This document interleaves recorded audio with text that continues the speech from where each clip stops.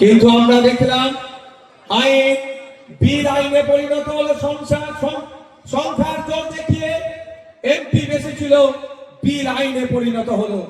তারপরে আমরা কি দেখলাম, যখন আইনে পরিণত হয়েছে আমাদের রাজ্য সরকারের কোনো উচ্চ বাচ্চ নাই, আমরা সুপ্রিম কোর্টে গিয়ে মামলা করলাম।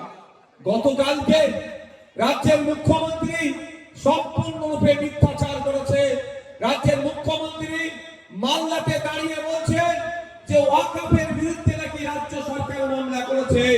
আমি এই বসিরহাটের জমি থেকে, বসিরহাটের এই মাটি থেকে রাজ্যের মুখ্যমন্ত্রীর কাছে বার্তা দিতে চাই, আপনার রাজ্য অর্থাৎ পশ্চিমবঙ্গ সরকার যে মামলা করেছে সুপ্রিম কোর্টে, তার ডেট আর মামলার ডায়েরি নম্বর প্রকাশ করা হোক, তাহলেই জানতে পারবো আপনি কত ধরনের সত্যি মামলা করেছেন।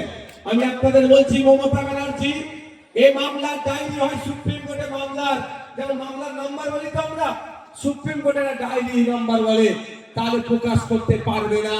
কারণ মামলা আমি করেছি, আপনাদের এই মাদ্রাসা, আপনাদের এই মসজিদ, আপনাদের এই ঈদগাহ, আপনার পূর্বপুরুষের যে কবরস্থান গুলো আছে এখনো যতটুকু সুরক্ষিত আছে, এটা মমতা ব্যানার্জির করা মামলাতে সুরক্ষিত নয়, অভিষেক ব্যানার্জির করা